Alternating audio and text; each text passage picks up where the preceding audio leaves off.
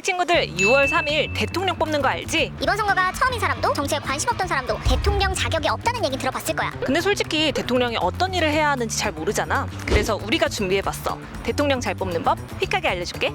챕터 1. 투표는 처음인데 대통령이 뭐길래? 헌법을 보면 대통령은 우리나라에서 가장 높은 사람이면서 대한민국을 대표하는 사람이야.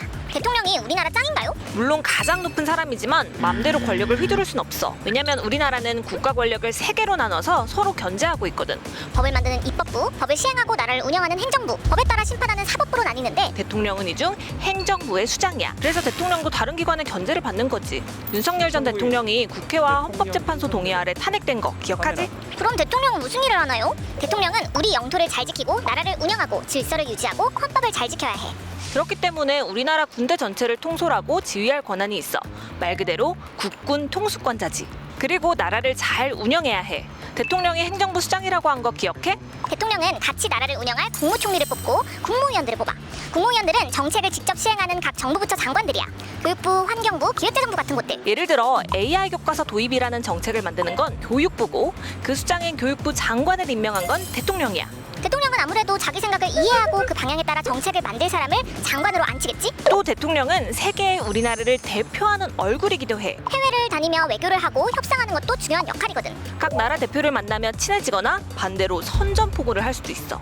대통령은 어떤 권한을 갖고 있어요? 엄청 역할이 많지. 그만큼 권한도 막강해.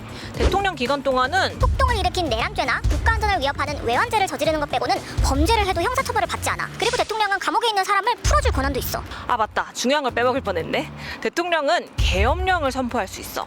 사람들이 모여 정치활동을 하는 걸 막거나 언론이 기사 쓰는 것도 제지할 수 있지. 영장 없이 체포도 가능해. 단 국가 비상사태일 때만. 윤 전 대통령은 비상사태가 아님에도 계엄령을 내려서 대통령 자리에서 쫓겨났고 대통령이 죽거나 사라지면요? 현재 헌법이 정한 대통령 임기는 딱 5년이야. 한 번 하면 다시 할 수 없어. 만약에 탄핵되거나 사고로 자리에서 물러나면 국무총리 그리고 법이 정한 국무위원 순서로 대통령 역할을 대신하게 돼. 지금은 대통령의 권한대행인 이주호 교육부 장관 겸 사회부총리가 하고 있지. 자, 대통령이 어떤 일을 하는지 이제 알았지? 근데 이번에 후보로 나온 사람들 중에서 어떤 사람을 대통령으로 뽑아야 할지 모르겠다고? 다음 편에서 알려줄게. 휙 구독하고 있어.